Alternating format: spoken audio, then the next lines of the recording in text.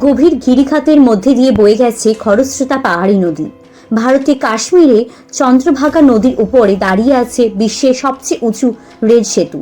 প্রায় 29,000 metric ton ইস্পাত দিয়ে তৈরি 106 তলা বিল্ডিংয়ের সমান উচ্চতা ব্রিজটির কাছে হার মেনেছে প্যারিসের বিখ্যাত আইফেল টাওয়ার।